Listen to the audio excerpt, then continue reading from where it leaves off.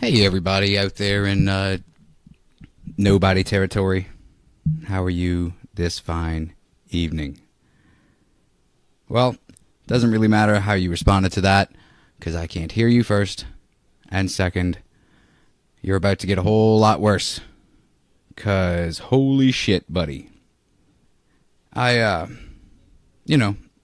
a question. I have a question for all you out there. What happens when you take the mental anguish of a life lived languishing in the void of erectile dysfunction? What do you do with a life that has experienced said dysfunction since day fucking one? Just what exactly the fuck do you do with a life where the only possibility of ejaculation is present when violent, non-consenting groping takes place? What do you do when you find your life could metaphorically be described as let's just say, a runaway train? One that has no chance of coming back. Like it could be described as going the wrong way down a one-way track. How it seems like you should be getting somewhere, but somehow you're neither here nor there. Well, listen to this episode and you just may find out the answer to all of these questions that I've stated here. Eat a dick, Chris. The song is great. Like a firefly without a light. You were there like a blown church burning. I was a kid, I could use a little turning. So I'm trying and I couldn't even clear. So many secrets I couldn't clear. Promised myself I couldn't clear. One more promise I couldn't keep. You say no one can help me now. I can't tell it, there's no way out. This time I have to let myself astray.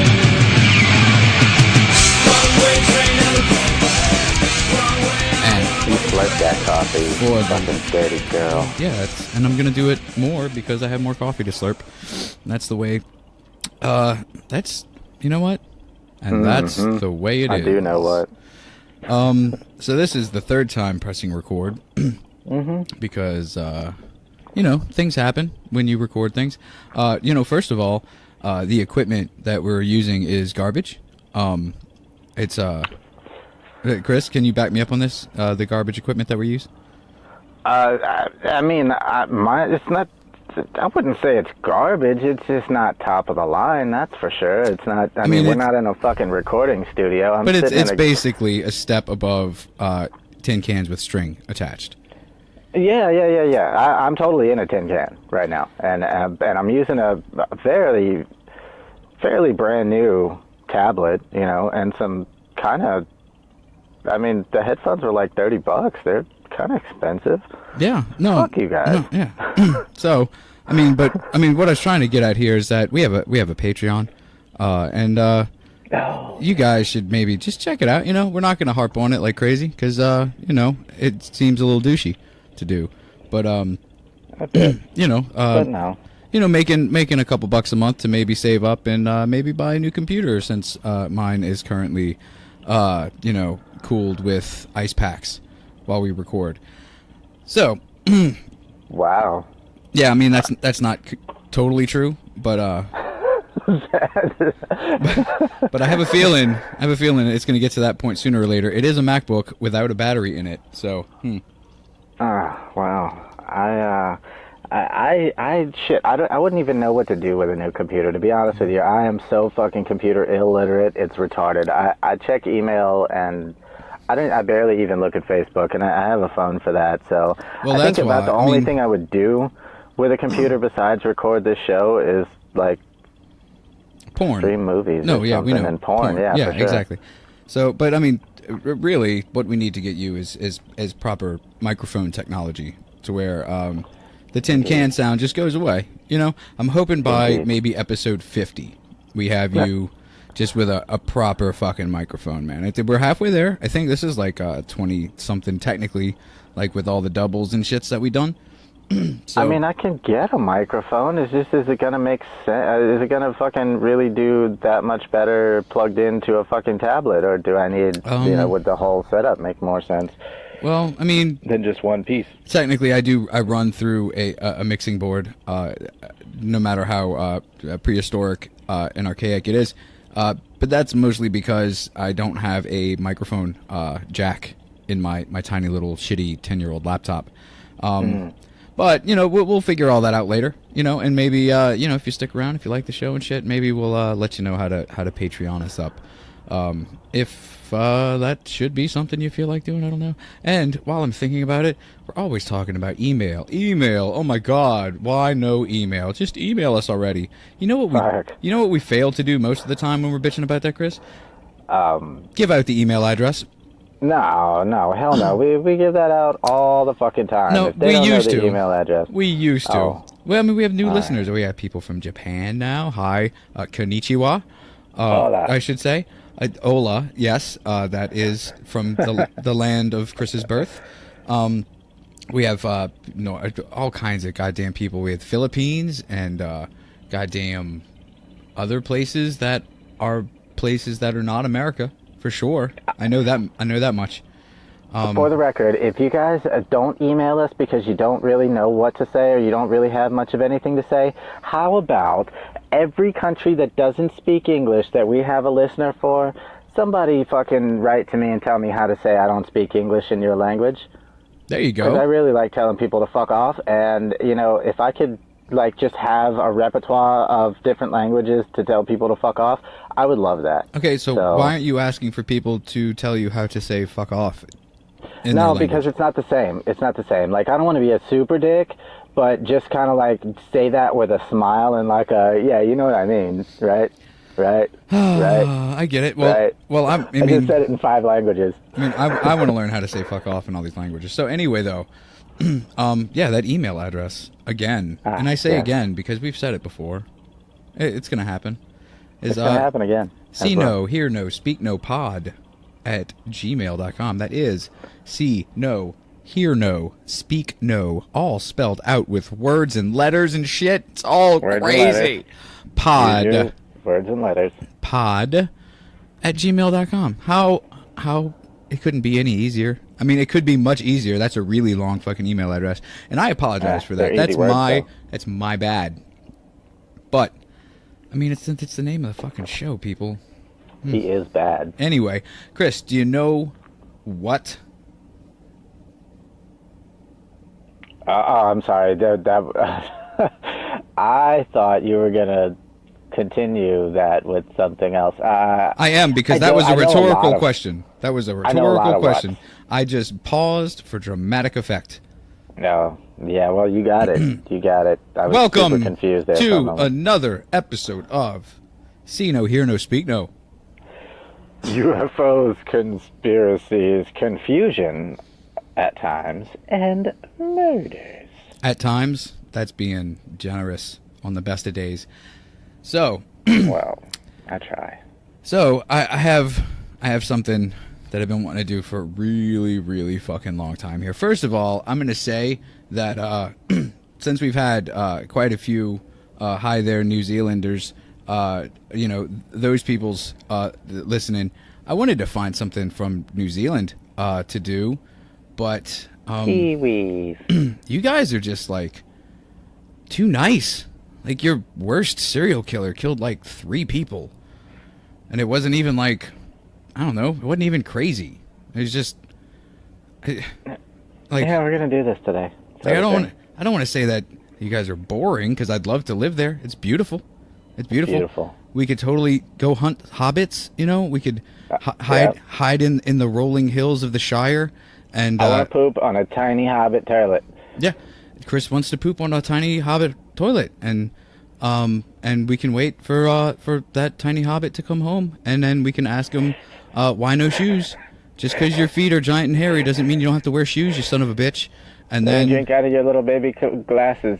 And then we pop them on. Smoke out of your little baby pipes.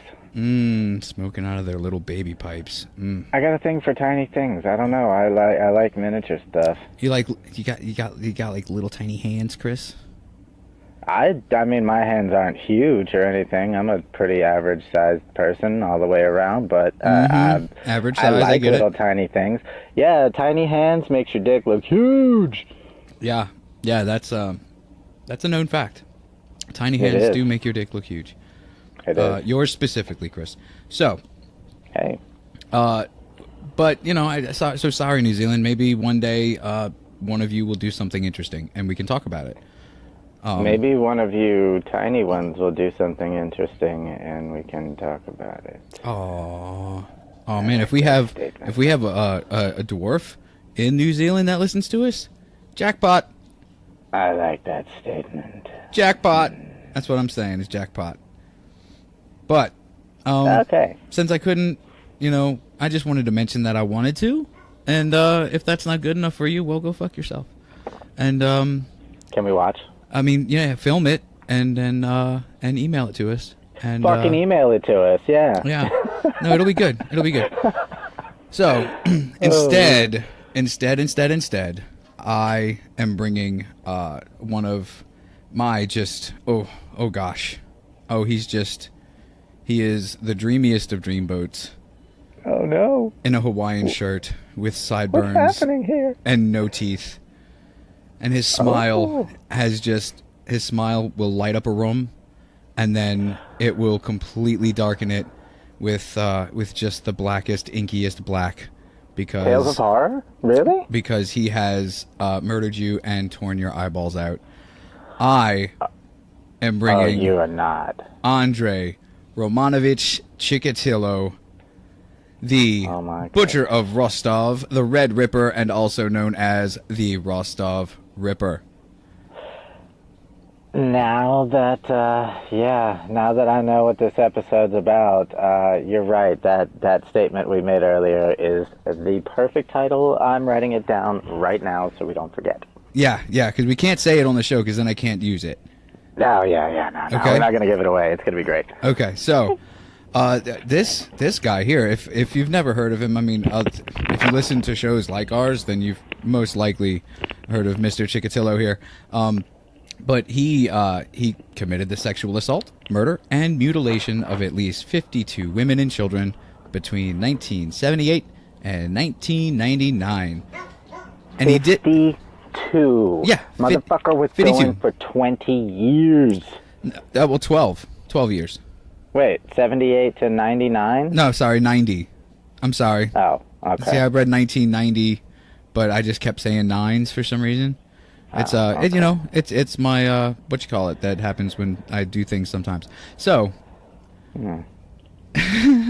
he did this mostly in in Soviet Russia, and the Ukraine, which was also Soviet control, and Uzbek, which was surprise also Gross. under Soviet control. So he confessed to a total of 56, and he was tried for 53, and then some things happened. So So many things happen. this dude here, he was born during the basically during the Nazi occupation of what you call it, the Ukraine. So he's technically Ukrainian, which back then was technically Russian, which he's technically Russian, whatever. So he was born during the Nazi occupation of. His dad was in the army. He grew up as a kid in this town, and there was famine everywhere because of Stalin's policy on, that's what communism is. They get everybody's everything and then give it to everybody else. But guess what? Everybody where he lived was starving to death. So Literally eating each other. Yeah, starving to death. literally eating each other. There was rampant cannibalism, and his mother would always tell him when he was a child not to go out at night, or they would steal him and cannibalize him like they had his older brother. Never been proven that his brother was eaten by the neighbor folk. I like to think, though, that that just maybe, Well, I think it was more. I mean, I'd like to think maybe, but I think it was a tall tale. You see documentaries on that, and the people swear. They swear that it was that they only ate the dead already, the people who had just recently died. Well, yeah, because otherwise they would be murderers. Why would they say, "Oh yeah, we killed him and ate him"? Oh yeah, for sure, we did that. Well, they definitely did do that. Like, people were raiding each other's houses and shit, and, if you had to defend yourself and kill somebody, you might as well eat him. He's fresh. There he is. Yeah, So, I mean, but the what shit else? was going What else are down. you gonna do? You need stuff, and at the same time, you need to eat. So if you're gonna rob and kill, I mean, why not take a nibble? Two birds, one bone, baby. Two birds, and the thing that Chris said. So. I shook it as well. You just can't see that. These are super nervous laughs that I'm having now. So he had a younger sister who was conceived and born during the Nazi occupation of the Ukraine, which most likely means that young Andrei watched his mother being raped by a Nazi, which then in turn birthed a little baby girl, half Nazi, half Ukrainian thing out of the mom. Can I just throw one thing out there and throw it out, man. See if it sticks. Let's do it. Oh my God, it's gonna stick in a weird place. So. Can I just mention how I do not understand? I get the pillage, plunder. I get why. Are you about to say that you don't understand rape, Chris? Because no, not entirely. That's not entirely what I'm about to say. Okay. It's part of it, kind of. Okay. So I get it. I've been watching a lot of Game of Thrones lately, and medieval times and shit like that. I get it. People are animals. We've talked about this. Oh yeah.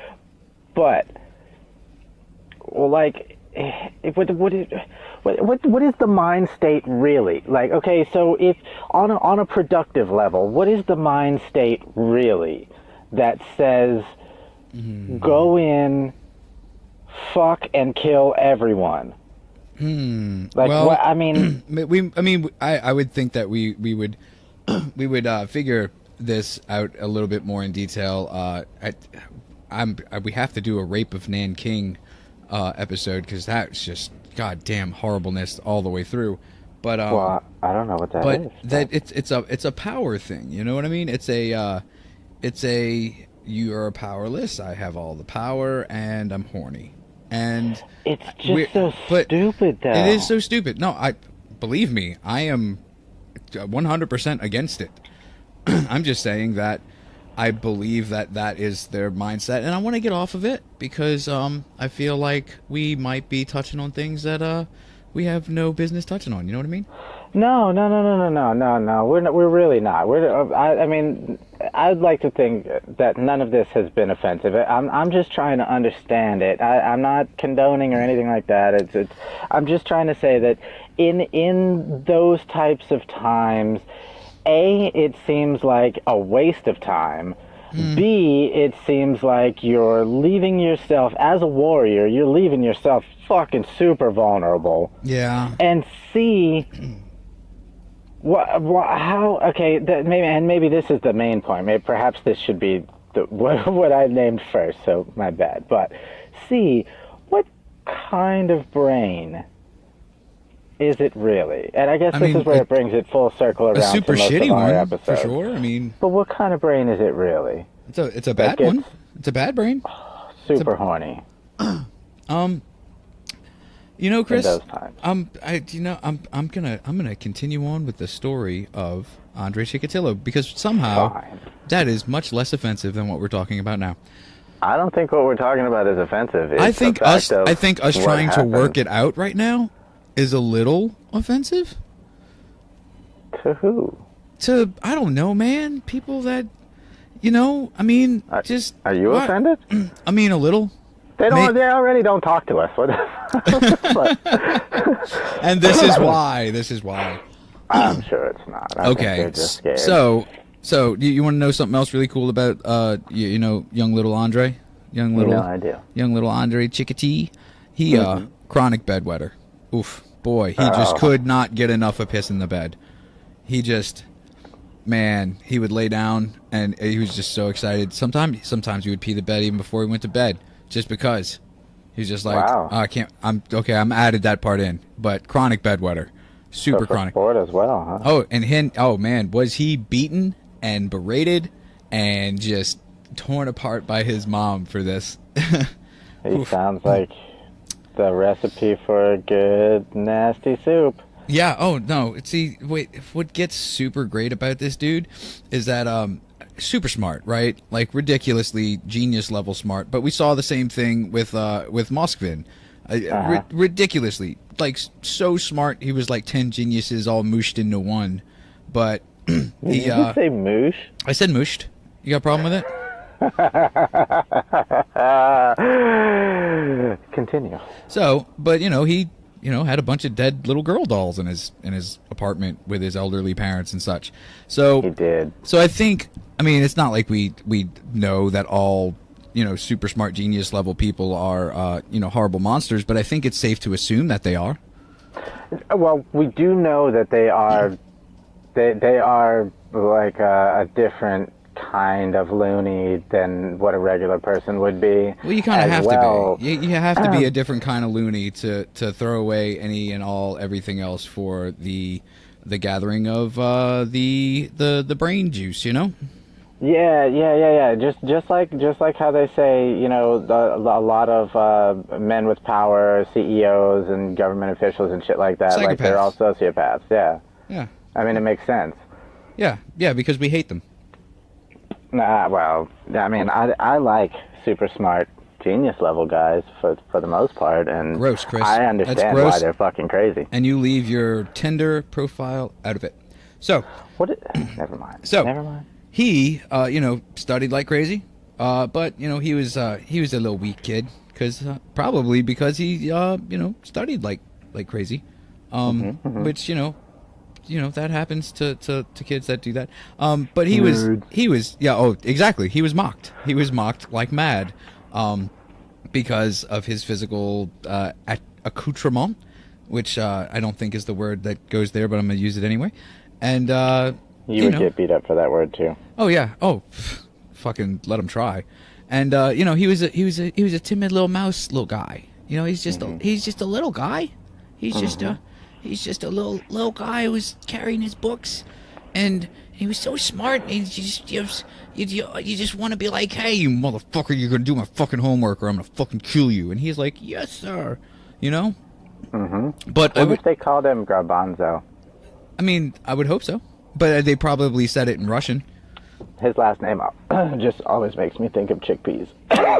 Sorry. I guess I could see how that's a thing that could happen. My apologies. Yeah. So, but at home, he and his sister were constantly his mom was a bitch. Let's just go ahead and come out and say it. His mom was she just not super just not super nice to the kids. But the dad, though, he was a cool dude. Apparently, his sister Tatiana says later on in life that in spite of all the hardships that they endured, their father Roman, he was a kind man. Whereas their mother was harsh and unforgiving towards her children. So strange. Yeah, isn't it though? Like the guy that got to go off to war and got captured by the Nazis and then came back and was ostracized by his party because they considered anyone that had been captured a traitor. Compromised. Yeah, because you either died gloriously in battle or triumphed gloriously in battle. There was no middle ground to the. If you make it out of being Soviets. captured with your life, there's got to be a reason, and Yeah. it's probably a treasonous reason. Yeah, come on, let's be serious here.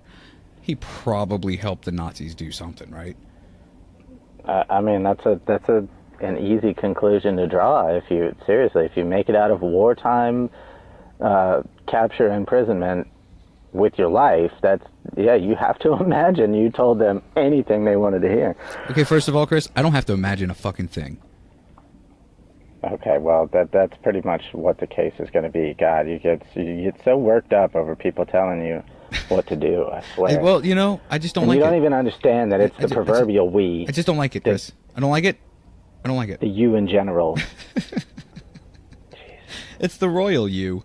So, by when he turns into a you know, like a young man, you know, like a teenager type little person that's still not yet an adult, that kind of guy, you know. Yeah. He was of course, shithead who thinks he knows everything. Yeah. Okay. I mean, yeah, he was a smart kid, but he was also like just crazy about communism. Like like if there was a sitcom about him, it'd be called Chikatilo is crazy about communism. You know, there was another man in history who was crazy about communism, and his name was John Lennon. Let's continue. So wait, no, I don't think that's true. It's not true at all. I mean, it could be. Who knows? That's the most offensive thing we've probably said all episode. Seriously. I've never read his diary. I don't know. But you did call a woman a bitch, and I let it go. I said nothing. Well, I mean, she was though. So, he was the editor of his school paper. When he was only 14 years old. I mean, usually, you know, they'd only give that high, you know, esteemed position to, like, I mean, you have to be like 15 or 16, you know. But this dude, and alive, 14, done. He's like, I got this newspaper all edited and ready for my communist peoples. Anyway, you know, he did all kinds of shit in school where he was great. He was good at school. But where shit gets interesting is when, you know, most people, like you and I, Chris, or at least I, and you know, around this time is we went through puberty. You know what I mean? You know, our voices started changing. You know, we get that nice little crackle in there that sounds so sweet. You know, our little fellas, they come out to say hi every once in a while, and they're like, "Hey, how's it going?" And we're like, "I'm in gym class. Can you please not?" And they're like, "No, seriously, no, I'm gonna come hang out for a bit." So while everybody else is going through this beautiful, wonderful time in life that just makes everyone so happy, Chikatilo, he couldn't. He was not. He suffered from chronic impotence. Yeah, so he was already socially awkward because, you know, the whole nerd thing. And now he's a socially awkward nerd that can't get a boner at 14. Man. Yeah. Yeah, just imagine that. Yeah, imagine Fast Times at Ridgemont High. Imagine Judd Nelson. Is it Judd Nelson? Am I thinking the right name? No, it's not him. The guy in the pirate hat. Judge something. Judge Reinhold.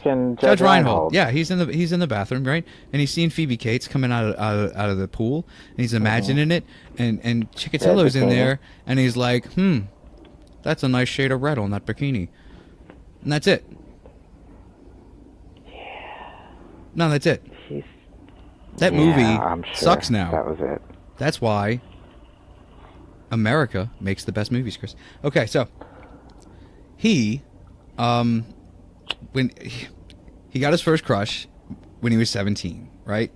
It was on God, the luckiest girl in the world, I bet, named Lila Barisheva. Barisheva? Lilia? Okay. Lilia Barisheva. If that's not your name, lady, and you're not dead yet, email me. Let me know. Sounds Russian. Oh, it's close enough. We'll let it fly. So they were in the newspaper, I'm guessing, club together. I don't know. Prison work camp. I don't know how Soviet Russia worked. But he, you know, he even though that was his first crush, he never asked her out on a date because he was him. He was him.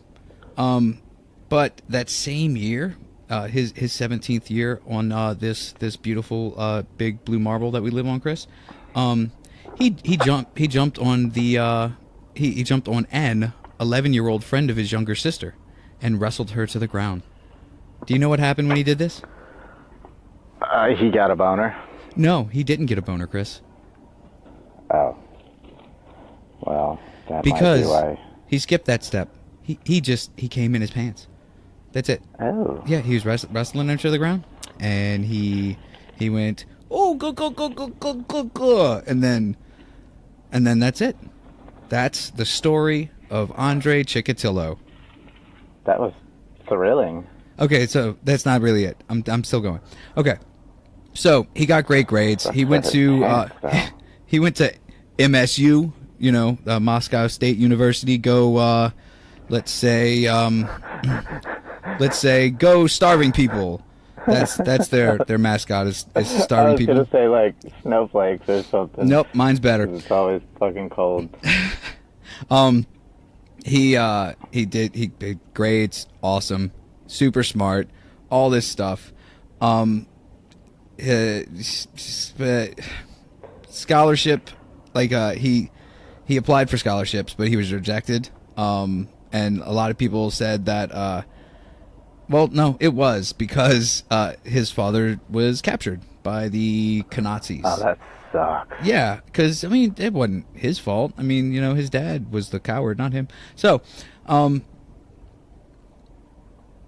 is that... Damn. Yeah, no, I shouldn't have said that. I take it back. I didn't actually say that. Chris said it, not me. So... Yeah. Blame it on the brown kid. Nope, gonna leave it alone. You son of a bitch. Don't you ever say blame it on the brown kid on this show again. I'm the brown kid. I'm making a joke on myself. No, I know that, but don't make it sound like I'm gonna do it. You did it. What the fuck? Shut up. We're both here. It's being recorded. Asshole. So he tried to become like a lawyer. He wanted to go to law school, but he failed the entrance exam. And then he didn't try to go to another university. Instead, he went to the city of Kursk, Kursk, and all you people out there know that every time I spell something, that means that I'm pretty sure I pronounced it incorrectly. He worked. You have to slightly roll the R's and add the same ooh as you did for mushy. I mean, weirdo. I mean, technically, I don't have to do shit. So, Kursk. All right, you happy now? You happy that I stopped the show to repronounce something? Kursk. Let's see. No, Kursk. see. Okay. No, I'm done. No. Slacker. No. See what you did? You ruined everything, just like you always do. So he worked for a few months as a laborer, but then he enrolled in a vocational school where he became a communications technician, which, it is something that people that go to certain colleges become. And I'm sure they for radio. I'm sure they flourish as that thing for their lives that they got degrees for in school. Oh, I thought we were talking about penises. I'm sorry. No, you always think we're talking about penises. We rarely are. I mean, we do at least once a show, but that wasn't it. We'll get there though. Well, we'll get there. I like to be prepared. Yeah. Well, you're kind of jumping the gun here. You're wrestling the proverbial 11-year-old girl to the ground. Damn it, Jason. God, that's so bad. It's so even worse that you keep putting these things on me. That's the best part. Chris is the bad guy, apparently. Chris is racist, and he wrestles 11-year-old girls, and he fucking... I said proverbial. I did. I mean, don't get me wrong. If she pisses me off... Okay, let's get off the 11-year-old girl. Yes, let's. Shut up. Okay, so the same year he went to school there, he had his first serious relationship. It was with a local girl that was 2 years younger than he was. I hear your voice quivering. I'm trying really hard as well. I want to get back on course. I have so much to get through. They attempted to have sex on 3 separate occasions, but each time, he was impotent. He couldn't get an erection. So wait. Him and the girl, no, not the wrestling girl. No, the 11-year-old girl is way in the past now. Way in the past. We are so far ahead of that now that it's just like it's like that little blue speck, man. So Wait. Okay, so how did I miss Chikatilo this? formed his first serious relationship while he studied to become a communications technician. This is after he graduated regular college. Oh. Okay? They attempted intercourse on 3 separate occasions, but on each, he was unable to sustain an erection, just like Bob Dole when he did those crazy, creepy commercials where he said, "I have erectile dysfunction," and he had the pen in his hand, and he was pointing at you, and you're like, What? "Oh, you don't remember that shit?" I don't remember that Dude, at all. when he lost the presidential race, oh man, he was all over the TV talking about erectile dysfunction. Like, that's, I think, right when Viagra came out. He was Viagra's first spokesman. Yeah, it was super unsexy. Super awkward. Just bad. It's like your grandpa pointing a pen at you and yelling about his dick. So wait, we didn't vote for you, so now you're gonna wave your lip dick at us? What the fuck, on TV? it was bad. So, alright. so they broke up because, they tried 3 times, and Hey. third time's usually the charm. Girl has her needs. He was no charm. So, he did his 2-year vocational training. He then chose to move to the city of Nizhny Tagil. Tagil? I know I'm saying Nizhny correct because we did a whole thing about it. Indeed. He worked on a long-term construction project. He took correspondent courses in engineering. Dude was just smart. He studied all the time.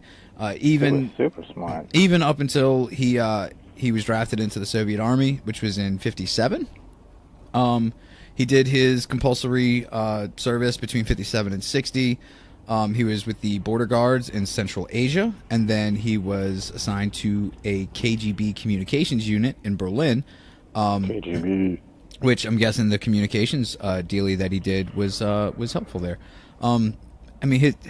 His work record Russian was spies. he was exemplary. Like, he was just super good in the military because he didn't have to do anything but listen to stuff and stuff. He officially Put his nerd work to skill Yeah. nerd skills to work. exactly nerd works to skill. You got it right the first time. He finally actually joined the Communist Party, which he was like a long time like full lifer, like crazy communist. But he finally like joined officially in 1960, just before his service ended. After he finished in the army, he moved back to his native village. When he lived with his parents.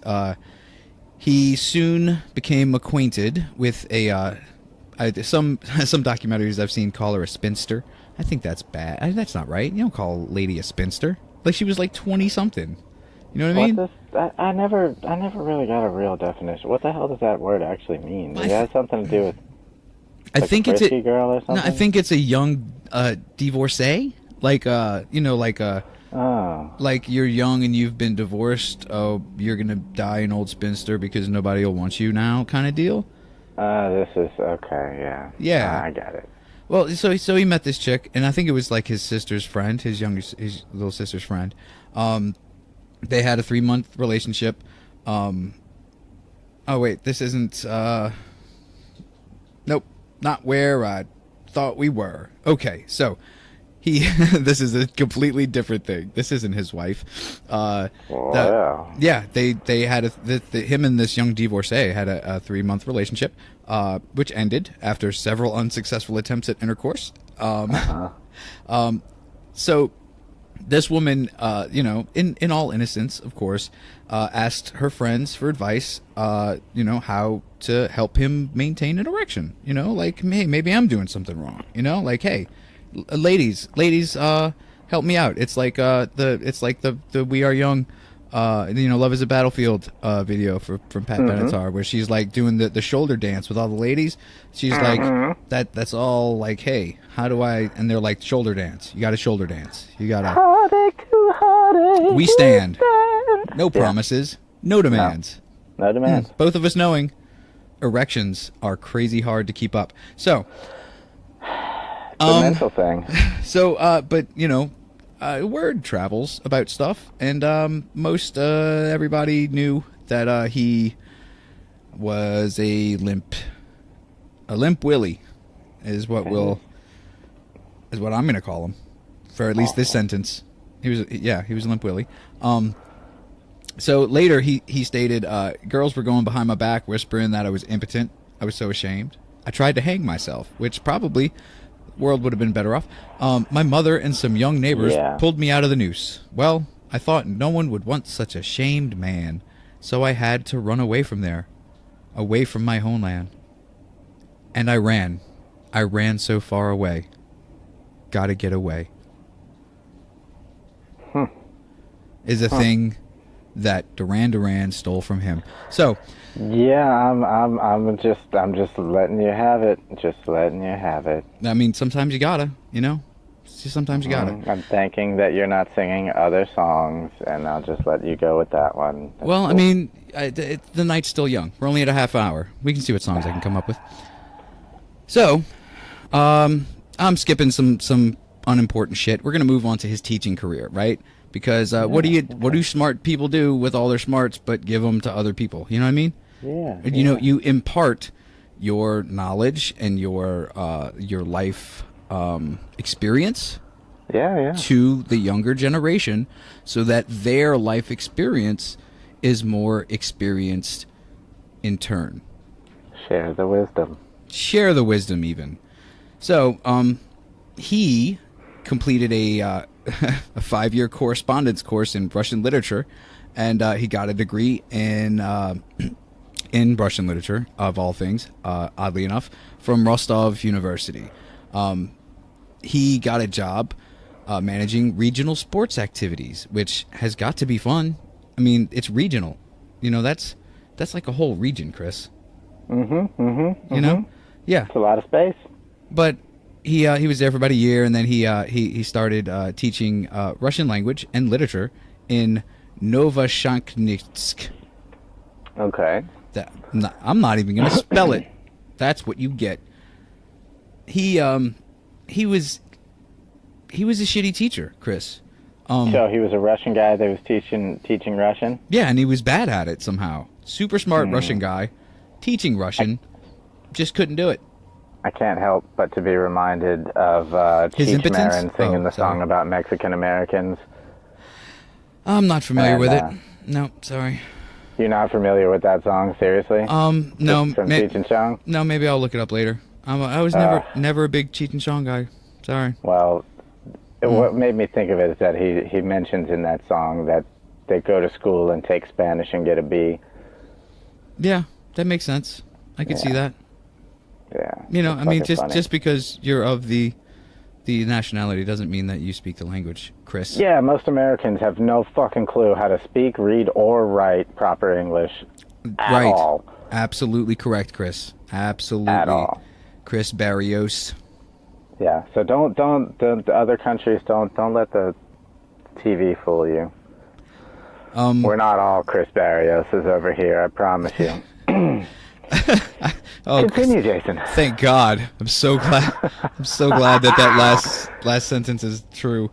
Okay. Well, you're certainly lucky. That's for sure. Yeah, I don't care if you're glad or not. So you're certainly lucky. Even though he was super smart and knew tons of stuff about what he taught, he couldn't. He couldn't control his classes. Basically, he wasn't able to maintain discipline. So the unruly little Russian bastards ran all over him, huh? Yes. See, the thing about him is he has a problem maintaining things, Chris. Well, yeah. Were they giving him shit that he was Ukrainian? No, they weren't. See, they just... They heard about his dick, didn't they? He was just a jerk. Dude. They just didn't like him, man. That's the last thing you fucking need is teenagers making fun of your dick. I mean, I don't think they learned about his dick until afterwards, like when everybody else did. Maybe. I don't know. Well, I mean, kinda. Some of them did. I mean, you know what, Chris? Why don't you let me let you let me? Oh, that sounds nasty. So... okay. he was mocked like crazy by his students, who he claims took advantage of his modest nature, which You know, when I think of him, I think of modesty. I do. I do. No, I do, Chris. I do. Because, you know, it's just, you know, modesty, Chris. That's all. I mean, it sounds like a victim so far. Doesn't it though? It's almost like we're gonna talk about something terrible that happened to him. You know. Yeah. So. Let's not. But this is when that idea gets turned right the fuck around. So in May of '73, he committed his first known sexual assault upon one of his pupils. Oh shit. He swam towards a 15-year-old girl and groped her breast and genitals, ejaculating. I was about to ask, what age group did he actually teach? 15. And apparently he took them swimming. Otherwise, it'd be hard to swim up to her, I guess, unless that was like his pickup move, like like when you throw like a fake lasso, like an imaginary lasso around somebody, and like you pull them towards you. Like, what if his was just like swimming toward him? You know? Did they have mimes in Russia? I'm sure they were shot and killed on sight. Good. All right. I mean, yes. Good. So he, he swam toward this 15-year-old girl. He groped. That means touched vigorously without consent her breasts and genitals. He ejaculated as the girl struggled against his grasp. Yeah. You see, none of this says like he didn't get an erection and then ejaculate. He just boosh, you know? It's all I have to wonder if the ejaculation part is for him as climactic as it is for us or for anybody when you actually do have an erection. Now, you don't need to be balls deep in vagina to have a good. Well, right. Well, I mean, it's got to be. But It's got to be, and the reason I say that it's got to be is because of what it drives him to do. So that's the part I don't understand. If it's so easy to bust a nut, you don't even have to do anything else. It's really not that easy for him, Chris. All he had to do was touch her. And, rough her up maybe a little bit, but... Well, I mean, he had to forcefully touch an underage girl without her consent in order for it to happen. Oh, okay, but in the grand scheme of all the rest of the shit that he does, that's, like... I mean, I don't want to say innocent. Don't let me say that. No, I'm not going to let you say it. It's even though you just said it. The least fucking harmful of all the shit that... I don't know. Okay, we're still in his teaching years, and we're at 40 minutes. We got to go. Okay, so months later... maybe he could have had a little gimp or something on the side. I don't know. Well, anyway, I mean, it's Soviet goddamn Russia, man. It's not Chris's house on a Saturday. It's Soviet Russia, okay? It's different. So months later, he sexually assaulted another teenage girl who he had locked in his classroom. It doesn't go into detail on how, and I'm okay with that. He wasn't disciplined for any of this, or for all of the other occasions where other teachers would see him fondling himself in front of his students. What? That's me clearing my throat because I want to move on. One of his duties at the school was ensuring that his students who were, they lived at the school. It was like a boarding school, but like not for everybody. Not for everybody, just, some. One of his duties was to make sure that they were in their dorms at night. Duties is another word for poop, by the way. No, it is. It is. You're right. Yeah, absolutely. So on several occasions, he entered the girls' dormitory in hopes of maybe catching a little glimpse of them getting undressed. Yeah, which as we all know, sounds like an '80s movie. It does sound like an '80s movie, but it also sounds like the terrible teacher that gets a silo full of poop dropped on him. And then the cops get there at the very end of the movie, like right after the parade, and they arrest him, and everybody's like, "Yeah!" Thumbtacking his desk chair in the beginning of the movie, and all that kind of stuff. Yeah. Oh, he was a douche. Yeah. So there's a bunch of complaints being lodged against him, right, by all of the students and shit like that. So what they did was the director of the school had Chikatilo come to a formal meeting. and said that he should resign voluntarily or he'd be fired. Chikatilo he left discreetly and then immediately found another job as a teacher at another school.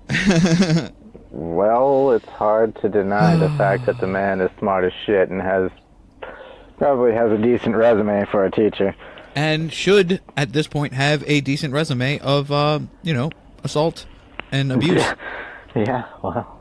But the fact that done discreetly. The fact that he left voluntarily kind of sets all that back. Yep. So, oh, Jesus Christ. Okay, so he got another job in the school, but then he lost that one, and they had cutbacks in 78. So he got that new one in 74, lost it in 78, but then he found another teaching position in, son of a bitch, I heard this said in the documentary 1,000 billion times, Shakti? Actually, I think that's right. I think it's Shakti. Huh. His career as a teacher... Sounds like an Indian word. His career as a teacher ended in March of 81, following... once again, several complaints of child molestation. This time against pupils of both sex. So he's starting to get into kind of a little bit of a groove here. You know what I mean?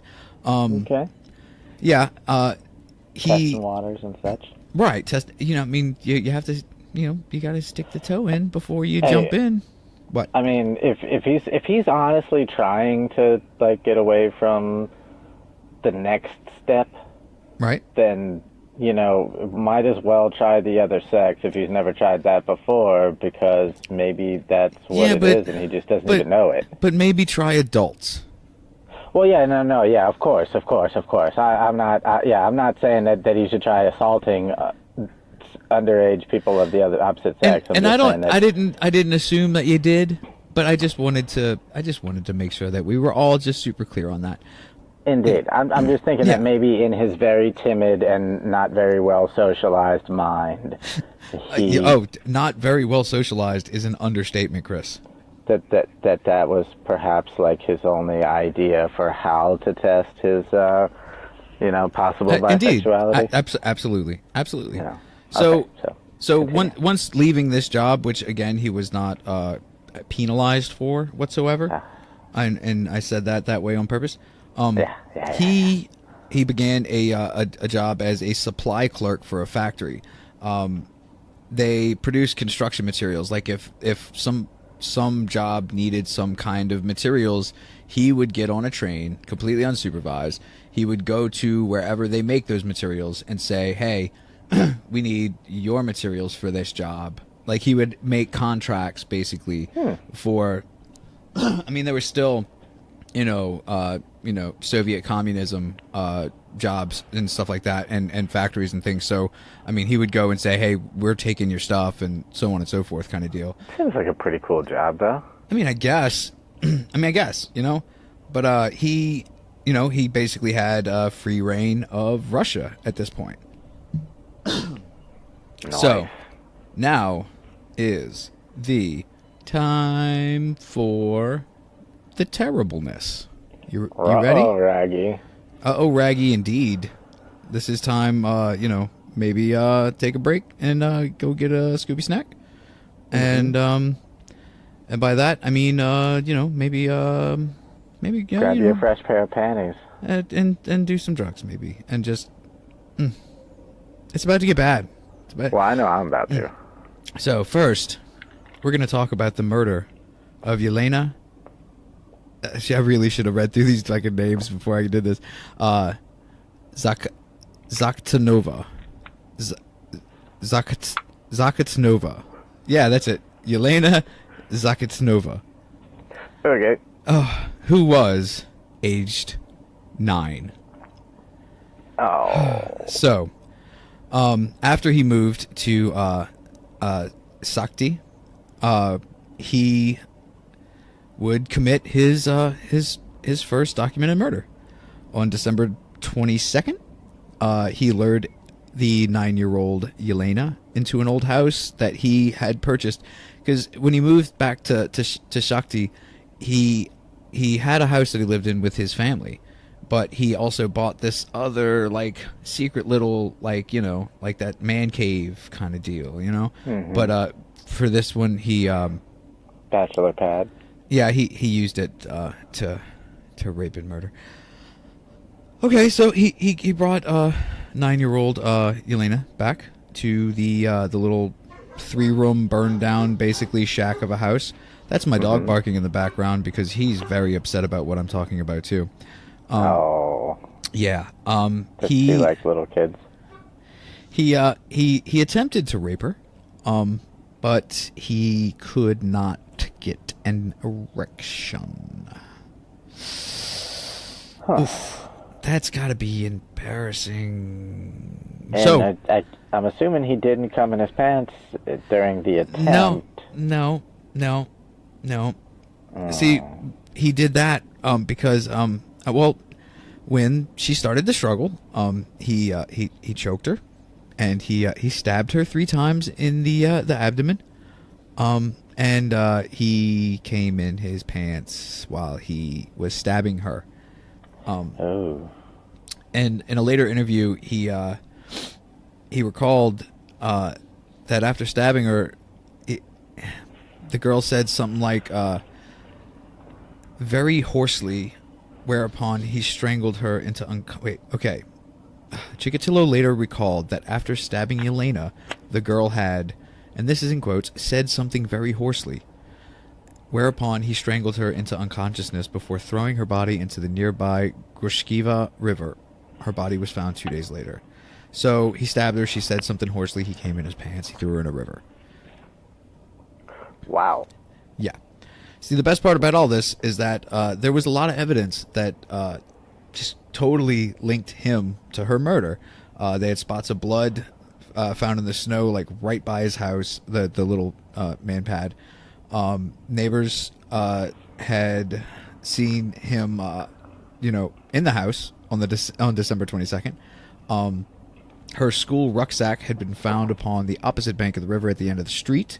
Wow. So meaning that basically she was thrown into the river here, and a witness had given police a pretty detailed description of basically Chikatilo. He is a super dumb smart guy, huh? Yeah, who she had seen talking with her at the bus stop. Despite all of this, Chikatilo was still a pretty well-respected intellectual with a wife, and I did forget to mention children.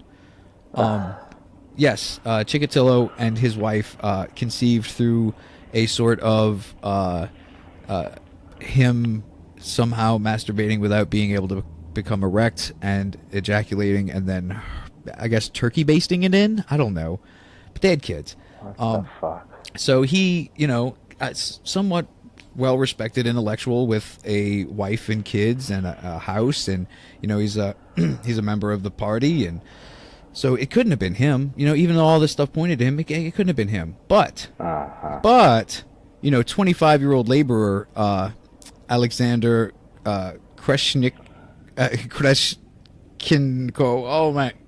Krashenko, yes, Alexander Krashenko, who as a teenager was in jail for the rape and murder of a teenage girl. He was then arrested for the crime of, the thing that he didn't do. Wow. Yeah. He was not only arrested for this, he was then put to death Holy shit. for this. So wow, that's heavy. So in this case, he gets Chikatilo gets away with murder completely. No other investigation. But Chikatilo found out that he was able to achieve actual sexual arousal and orgasm only through stabbing and slashing women and children to death. Unbelievable. No, it is unbelievable because it's bullshit. There had to have been something else he could have done. That's just what did it that day, I guess. And then he was like, oh, well, a light bulb, basically. You know, it's a light bulb Yeah, over his yeah. head experience that someone should have broken over a table and stabbed him in the neck with. He later said that the urge to relive that experience just completely overwhelmed him. But he did, like, he was a smart dude, and he was a regular dude at first. You know what I mean? So he tried to resist. He tried to resist the urge to do all this terrible shit. But, you know, Wow. me reading the next part is gonna show you that maybe his self-control was not where it could have been. Well, Chris? we understand why it's addictive. It's not the killing and everything that's addictive. It's the boner and the fucking coming that's addictive. Yeah, it's the shit that he's been made fun of his entire life that he hasn't been able to do. That, holy shit, I can do that? Really? It's the same for everybody. That's what happens when you have sex for the first time or the first couple of times. You're like, oh my god, this is amazing. We're gonna do it every time I get a boner, and you know, of course. Oh, shit. So, okay. So, as we continue with the saga, on September 3rd of 1981, Chikatilo encountered a 17-year-old boarding school student named Larissa Tichenko. She was at a bus stop, and he was coming out of the public library because he was a fucking nerd. And according to his confession later, he lured her to a forest near the Don River, which has absolutely no significance whatsoever. I don't even know why I told you the name of it. It was a river that he lured her near. The river. And he was like, hey, let's go drink some vodka and relax. You know, I'm just a wild and crazy guy. You know, he's shaking his head the whole time. He's like, yeah. 1981, wild and crazy guy. He's got big old lapels on his shirt and everything. Oh, man, it's good stuff. All right. So, when they got there, he threw her to the ground. He tore her clothes off, and he attempted intercourse. Which, she wasn't down with. Because the whole, hey, you lied. We were supposed to just be relaxing and drinking vodka, and now I'm without clothes, and your soft spaghetti noodle is slapping against me. Fucking noodle dick. So, when he failed to achieve an erection, he forced mud inside her mouth to shut her screams up, and then he beat and strangled her to death. He didn't have a knife, so he's got to mutilate the body. I guess he doesn't have to, but he's gonna. He thought he has to. He used his teeth. What? Yeah. His teeth and a stick. He tore one of the nipples from her body with his teeth, and then loosely covered her body with leaves, branches, and torn pages of a newspaper. Her body was found the following day. Moving right along, because this is a choo-choo that we can't slow down now, man. It's a runaway train never coming back, Chris. God damn it! That's the song I was hoping you wouldn't fucking sing. Wrong up way. with that bullshit. Wrong way on a one-way track, Chris. Fuck that song. Chris, it seems like I should be getting somewhere, but I mean, really, seems like you should be getting somewhere. I mean, Cut somehow, that shit out. Did he somehow, eat the neither here nipple nor or there. what? Did he do what? I don't know. No, Did he eat the you know nipple? what? I couldn't find evidence of eating the nipple. At least not this time. He did use his teeth to tear it off, though. I mean, I know that's not the answer you were exactly looking for, but I don't know. So, 9 months after her murder, on June 12th, 82, he traveled by bus to the Bagayetsky district. Son of a bitch, I'm terrible at this. Of Rostov to purchase vegetables, which is In Rostov? Yeah, Rostov. Ah. Yeah, he wanted to buy veggies, and that's where they have them there, you know? He had to change buses in Donskoy? Donskoy, that sounds about right. He decided to continue his journey on foot. So, while he was walking away from the bus station, all whistling and, like, probably, maybe even whistling the, the theme song to, that show that everybody loved so much back then. Whatever the equivalent of Dixie is in Russia. Yeah, exactly. So he's walking away. He's jaunty. He's got a spring in his step. You know, he's whistling a happy tune, and he encountered a 13-year-old girl named Lyubov. Lyubov. I don't like it. Biruk. Yeah. Lyubov. Lyubov. Lyubov. Lyubov? Sure. It just sounds like mush in my mouth. Awful. And then her last name is Biryuk. Biryuk. Biryuk. She was walking home from a shopping trip as well. Once the path that they were both taking was basically shielded from witnesses by bushes, he pounced like a disgusting, just limped penised some kind of animal that... Good Lord. Is my head's just too full of gross terribleness to even try to think of a funny animal.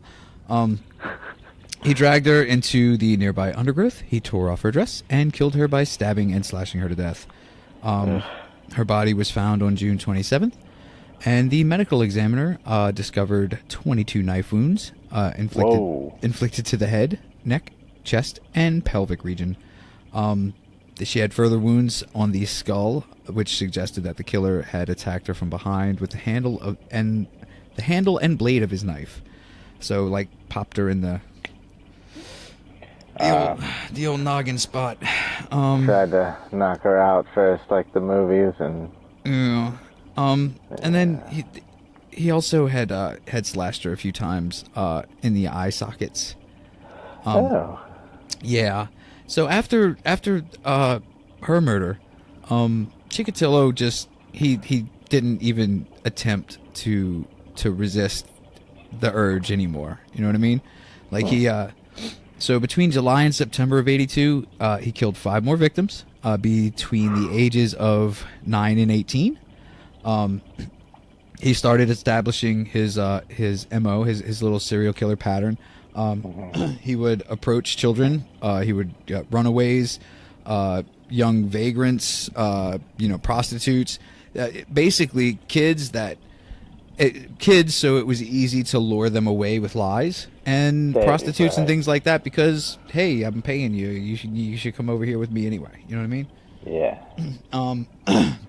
And he would bring him into the forest or other secluded area. He would kill him, usually stabbing and slashing, since that's how, little Johnny Chikatilo would show his face. Just eviscerating them with a knife. But in addition to receiving a multitude of knife wounds, some victims would also be strangled and or battered to death. This is where it gets kind of weird. I mean, not that this is super fucking normal right now, but many of the victims' bodies had mutilations to the eye sockets, which most of the pathologists that checked him out said were caused by a knife. So basically saying he had gouged their eyes out of his victims on purpose. The adult female victims, like I said, were often prostitutes or homeless women. He would usually attempt intercourse and then be unable to maintain an erection, which makes intercourse awfully hard to have. He would get super mad. Who knows why? Right. And I mean, I understand getting angry at this, because this next sentence is like, really, you're gonna do that to some guy who's flipping out because he can't? Okay, particularly if the woman mocked his impotence. Oh.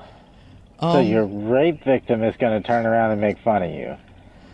I would tend not to. I'd be like, it's okay, sweetie. We can, we'll try again in a minute. Let me go freshen up, That's a pretty bad idea. Yeah. So he would achieve orgasm only when he stabbed and slashed his victims to death. His child and adolescent victims were of both sexes. he would get them to secluded areas. Usually, like he would just talking with them at wherever he would find them. He would promise them company walking or assistance, or he would show like be like, "Hey, I'll show you a shortcut through this place," or "Ooh, hey, get this one. This would get me there. A chance to view rare stamps, films, or coins." Ooh, what? In Soviet Russia? Yes, please. Or Yeah, that was fun times back in the day. That's collecting shit. Or usually with an offer of food and candy, because they didn't have candy there. Like, Candy. He would then overpower them. I'll still go with you for candy. You know this. Yeah, I know. That's why I buy candy all the time. He would overpower them. He would tie their hands behind their backs. And then he would usually stuff mud into their mouths to silence their screams. And then he would kill them. After killing, he would make rudimentary efforts to conceal the body, but never more than just like a shallow grave. You know what I mean? What the hell? All right, so on December 11th, 1982, he encountered a 10-year-old girl named Olga. Are you fucking kidding me with this last name? Oh. Stalamchanok. Stalamchanok? I'm leaving it at that. Olga. A 10-year-old girl named Olga. She was riding a bus to her parents' house, and he persuaded her to leave the bus with him. She was last seen by a fellow passenger who reported that she was being led firmly by the hand of a middle-aged man. Olga was lured to a cornfield on the outskirts of another very long word with N's, O's, S's, H's, and K's that I can't pronounce before she was killed. He stabbed her in excess of 50 times around the head and body. Shit. He ripped open her chest and excised her lower bowel and uterus, which means he fucking cut them out. What the fuck? So, What the fuck, dude? You know how much work that is? okay, To stab somebody 50 times, how much fucking exertion it is. I mean, okay, and not to be like this whatsoever, because I seriously have the chills right now. But yeah, it's a lot of exertion and stuff to having somebody 50 times. But if you are literally cumming your pants every single stab, oh my god. oh my okay. god. So anyway, what kind of natural use could there be for a person like that? There are none, Chris. So let me get to the investigation already. Oh, god damn it! By January of '83, 4 victims, thus far killed, were linked to the same killer. But this being, Soviet Russia, they didn't want to basically admit that something like that or someone like that could be there. You know what I mean? Because they're, superior Soviet Russia. They can't have like a crazy, thing there that would do, things to Nobody wants to take credit for producing something like that. No, especially not me. So, oh, god damn it. They established a team of 10 investigators based in Rostov, charged with solving all 4 cases. Then in March, they had appointed a specialist forensic analyst to head the whole fucking thing. The next month is when Olga's body was found. This guy, Victor Burakov, he was the forensic specialist. He was summoned to the crime scene of Olga's body, where he saw the knife wounds and the eviscerations, and the striations on her eye sockets, and he said that any doubts about the presence of a serial killer completely evaporated. So he's like, "This is, we have a serial killer on our hands, no doubt, for sure. This is it."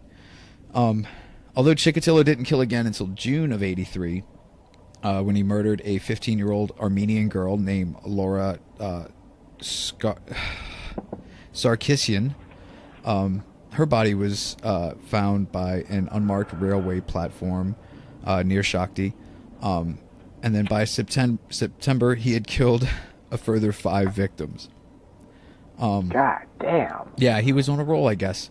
He was, I guess you could say he was like a runaway train, never coming back. I swear to God, I swear to whatever God any of our listeners believe to, I will fucking crush your left nut if you sing that song again. He was going the wrong way. I will squeeze it in a vice. On a one-way track. Made of ant pinchers. Okay, anyway, levity. Ant mandibles. They're just trying to bring levity, man. Come on. The sheer number of bodies being found and the similarities between all of the wounds on them, the Soviet authorities finally had to acknowledge that they had a serial killer. On September 6th of 1983, the public prosecutor of the USSR linked 6 of the murders all to the same killer. And then just because of like the sheer just brutality of all of these murders, and this basically just the cuts and stabs and just all this shit that it's the same every fucking time, they thought that these killings could have been conducted by a group harvesting organs to sell for transplant, or oh wow, the work of a satanic cult, or a mentally ill individual. So was he opening all of them up like that after that first one after Olga? Well, Olga was not one. I mean, she was one of the last. She was like maybe 8th, 6th, whatever from last. No, it's just the sheer fucking stabbing and slashing of these girls and boys and women that maybe led them to believe that, because it was severe. Well, I mean, I'm trying to figure out where you stab a person 50 times and still leave the organs. Like, I mean, you said about the head and face and chest area, so I get that. You do all that, and right. then the actual kidneys and liver and shit like that is still good. Right. But I mean, Olga was the only one that you mentioned, him actually physically opening up and cutting out. Well, that's the only one organs. that I saw her mention, like actually pulling out things. But well, now I'm curious. We'll get to it. Much of the police effort was concentrated on the theory that this dude must be either mentally ill, homosexual, or a pedophile. Or. Because and because all of those things are equal, Chris. That's fucking terrible. Why is homosexual in there? Because boys too. Yeah, but girls too. Well, because other criminals. No, no, Chris. The police are saying that it must either be a mentally ill person, a homosexual, or a pedophile. So they're saying that a homosexual would totally be up for all of this. Oh, okay, I see what you mean. Yeah. I see what you mean. Yeah, that fucking bothers the shit out of me, Chris. Well, see, yeah, you said or, and that's why I pointed out or as opposed to and, because it's probably more like and. Yeah. But then I got to keep in mind that this is like before all the profiling and real like psychological fucking breakdowns of these types of people, and right. before all of that, all the forensics. This is before all of that shit. Right. Yeah, you got a bunch of fucking Russian guys standing around going duh, duh, duh, duh, duh, duh. Okay, so the alibi of all the individuals who had either spent time in psychiatric wards or had been, get this, convicted of homosexuality or pedophilia were checked. Oh, it was straight up illegal. Wow. They still have a huge problem with it, remember? And they were all, all of their alibis were checked and logged in a card filing system. Registered sex offenders were checked. And if their alibi was corroborated, they took them out of the running, basically. So in September of 1983, they had several young dudes that actually confessed to the murders. What? but People they do that. That's so weird to me. well, they were also intellectually disabled, who they only admitted to the crimes under like brutal interrogation. So Oh, that's yeah. different. So, that's a little different. 3 known homosexuals and a convicted sex offender committed suicide as a result of the investigation's heavy-handed tactics. Wow. Yeah. As a result of the investigation into the killings, more than 1,000 unrelated crimes, including 95 murders, 140 aggravated assaults, and 245 rapes were solved. That's kind of cool, I Holy guess. shit. You know, that's kind of neat, you know. Wow, I've never heard that from any other case. Yeah, That's I mean, I'm sure those numbers might be a little inflated. So, however, as the police obtained confessions, they kept finding bodies. So, hello, That's crazy. hello, Laverne. So, Yeah. Tell him, Squiggy.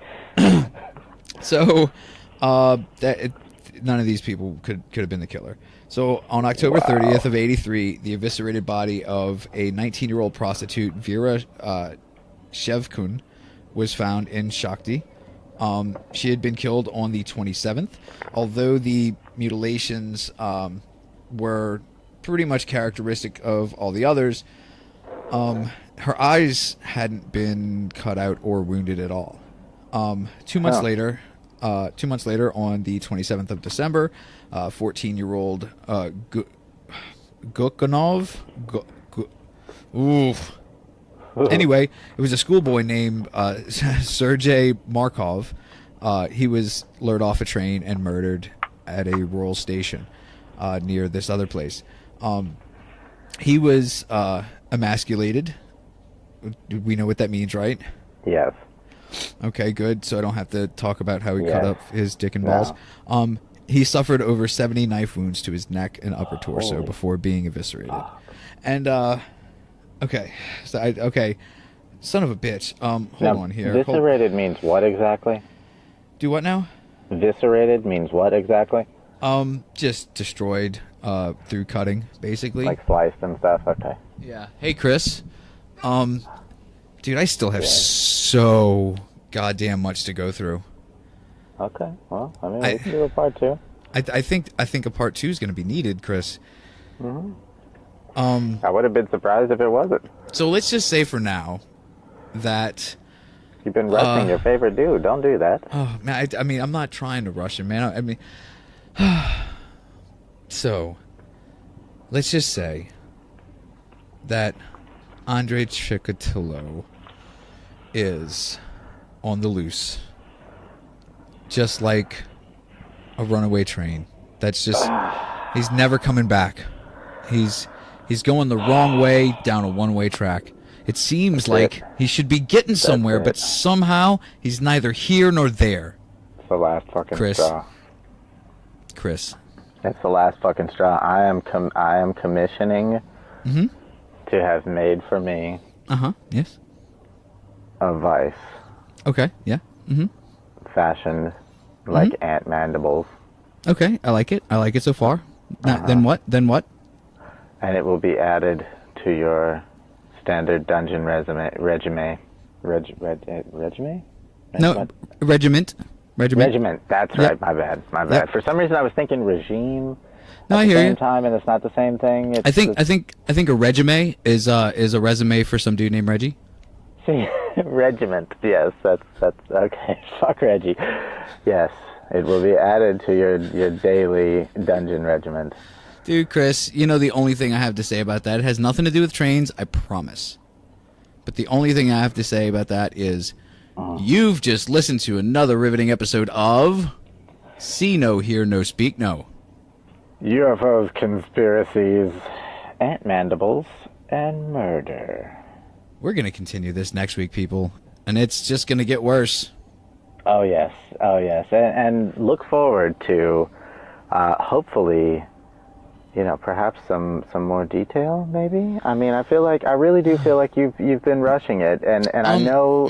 I wasn't trying to rush it. I was just trying to get through it more. But Okay. at the same time, like I mean, this is what documentaries and Wikipedia and different websites throw at me is, and then 5 more murders happened, and then, you know what I mean?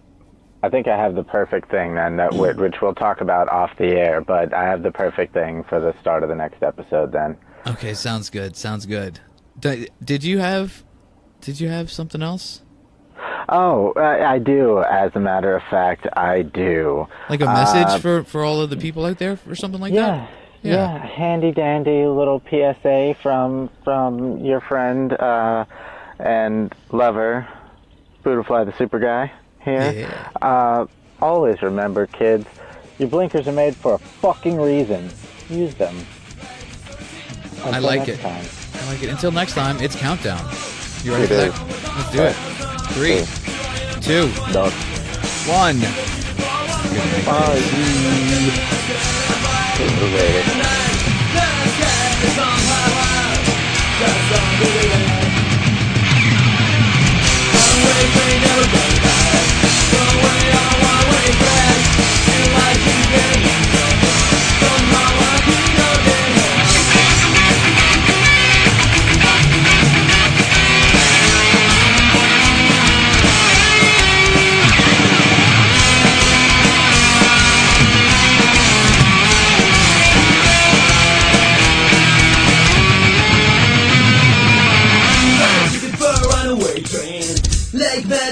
Another rain. Little after little insane. Just is it that in the rain. Run away, man,